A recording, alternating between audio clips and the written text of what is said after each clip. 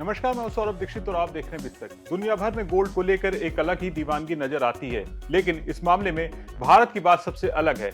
इसकी वजह है गोल्ड मार्केट में भारत की हिस्सेदारी दुनिया में सबसे ज्यादा है।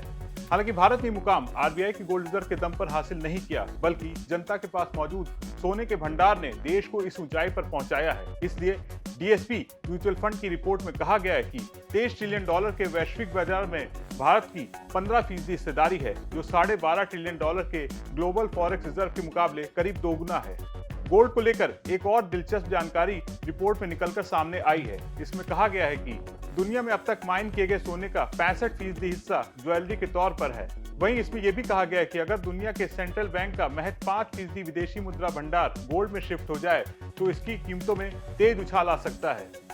गोल्ड की ताकत के बीच इसकी बढ़ती खरीदारी को लेकर भी एक हैरान करने वाली बात सामने आई है। दरअसल 2024 में सेंट्रल बैंक्स ने $84 अरब का सोना खरीदा था, जो साल 2000 से 2016 के दौरान में इन बैंकों की कुल खरीद के करीब है। इससे साफ संकेत मिल रहा है कि गोल्ड अब डॉलर के विकल्प के तौर पर इस्तेमाल हो रहा है। यानी अमेरिका, ब्रिक्स समेत किसी भी देशों के संगठन या देश को डॉलर का विकल्प तैयार करने को कितनी भी आंख दिखाए, गोल्ड बगैर किसी शोर शराबे के डॉलर का ऑप्शन बनता जा रहा है। इसके अलावा भू राजनीतिक तनाव और महंगाई भी गोल्ड की डिमांड बढ़ा रहे हैं।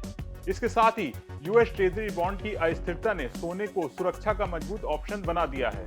इन सब वजहों के असर से महंगाई के मुकाबले सोना लाइफ टाइम हाई पर पहुंच गया है।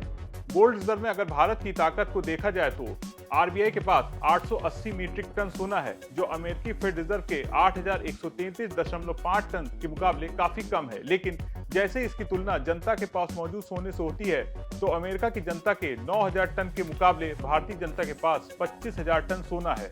यानी भारत के पास जहां करीब 26000 टन सोना है, वहीं अमेरिका के पास केवल 17000 टन गोल्ड है।